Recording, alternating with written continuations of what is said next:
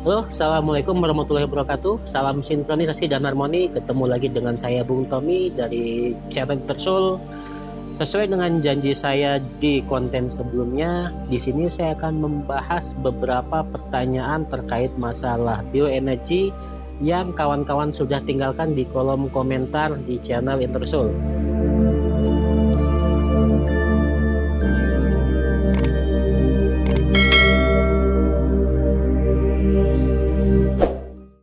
Saya akan membahas satu pertanyaan dari Mas Aji.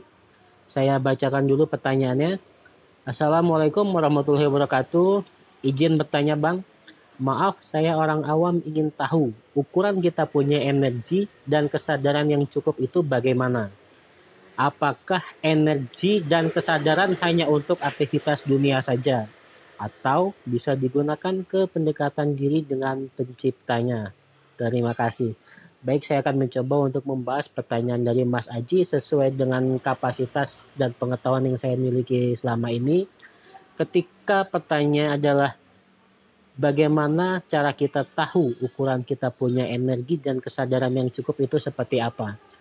Paling sederhananya adalah ketika kita merasa kita memiliki energi dan kesadaran yang cukup. Kalau kita ingin hubungkan dengan lingkungan sekitar, itu kita cukup lihat dengan ketika kita berinteraksi dengan orang lain, apakah kita nyambung atau tidak ketika orang itu mengajak kita diskusi. Atau ketika kita sedang mengerjakan sesuatu, kita ngerasa diri kita drop atau tidak. Nah, ketika di sini terkait masalah kesadaran, ketika kita merasa kita tidak cukup, biasanya ketika kita masuk ke sebuah komunitas atau ketika kita diajak diskusi dengan orang lain, itu biasanya kita akan ngerasa, kok saya nggak ngikutin ya diskusinya ini sampai dengan sejauh mana. Kok ketika ada bahasan ini, saya kok ngerasa nggak nyambung ya. Pada dasarnya itu tidak nyambung mungkin, tetapi kawan-kawan belum diberikan pemahaman yang cukup di hari itu. Mungkin bisa juga nanti akan dimengerti setelah sekian waktu. Nah, artinya cara paling sederhana kita untuk mengetahui kita memiliki kapasitas energi dan kesadaran yang cukup atau tidak dengan cara seperti itu, dengan cukup simpel kita melihat kita merasa drop atau tidak ketika kita sedang beraktivitas. Nah, bagi kawan-kawan yang sudah memiliki kewaskitaan, biasanya dia bisa melihat kapasitas seseorang, baik itu kapasitas energi maupun kapasitas berpikir ataupun kesadaran orang itu. Nah, di kita sendiri ketika kita berlatih, kita awalnya pasti mengenali tools yang ada di dalam diri kita itu sendiri. Tools dirinya itu apa? Terkait masalah cakra. Sehingga ketika kita sudah mengenal cakra, kita akhirnya bisa memaksimalkan potensi yang ada di dalam diri kita. Kita bisa meningkatkan kapasitas berpikirnya.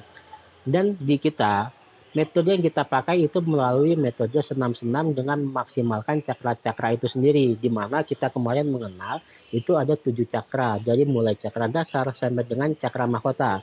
Di mana bagian cakra dasar atau cakra-cakra bawah itu kan kaitannya dengan masalah energi atau masalah power seseorang.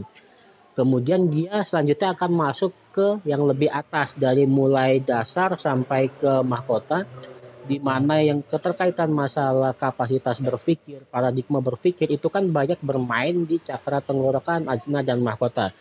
Jadi ketika kita mau mengolah cakra bagian atas, itu pasti akan diolah dulu cakra bagian bawahnya.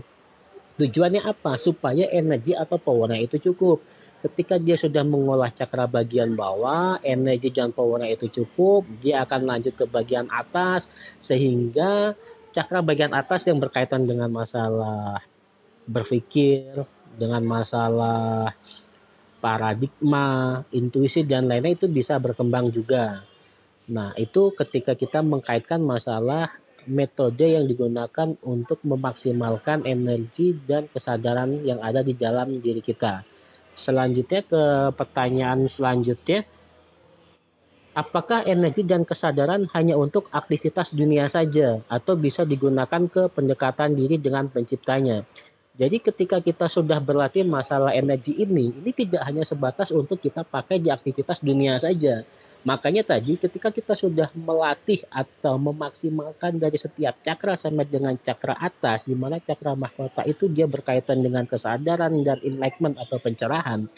Artinya kan ketika kita sudah mengolah kesadaran, kita sadar akan siapa diri kita sadar terus diri kita sadar potensi yang kita miliki, kita menyadari kita dilahirkan ke dunia ini untuk apa. Nah, makanya orang-orang yang sudah berlatih atau mengolah energi, dia tidak hanya sebatas untuk aktivitas duniawi saja, tetapi dia pada akhirnya tetap dia akan mengarah untuk ke akhirat.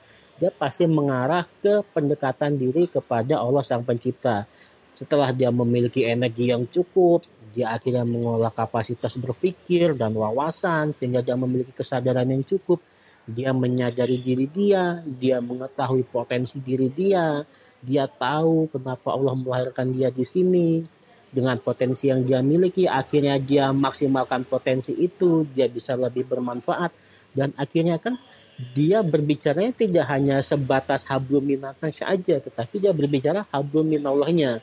Makanya beberapa metode atau perguruan itu pasti ada proses meditasi dan lainnya. Tujuannya apa? Tujuannya adalah mengenali dirinya supaya dia bisa lebih dekat dengan Allah Sang Pencipta. Jadi tidak benar kalau orang yang melatih energi ini hanya sebatas untuk urusan duniawi saja. Menurut saya, orang yang ketika dia sudah melatih kapasitas energinya dan dia memiliki kesadaran yang cukup, dia pasti orientasinya akan ke akhirat. Dan akhirnya dia nanti sadar bahwa semua ini hanyalah sebuah titipan. Dia memiliki power yang cukup sampai mungkin ada yang bisa ke pengobatan dan lain sebagainya. Dia menyadari itu bukan kemampuan dia, tetapi itu adalah kemampuan yang Allah titipkan melalui dirinya. Dan akhirnya ketika dia mau menggunakan energinya atau kemampuan yang dia miliki, dia pasti akan kembali lagi. Dia akan izin kepada Allah, si pemilik semua itu. Ya Allah, saya ingin mengobati orang ini melalui energi dan kapasitas yang kau titipkan kepada saya. Nah, akhirnya dia akan sadar ke arah sana. Jadi yang muncul akhirnya bukan keakuannya. Ketika dia punya power yang besar, ketika dia punya kesadaran yang besar, itu dia pasti akan semakin sadar dan semakin tawadu kepada Allah Sang Pencipta. Dan berimbang antara hablum minannas dan hablum minallahnya itu pasti akan lebih seimbang.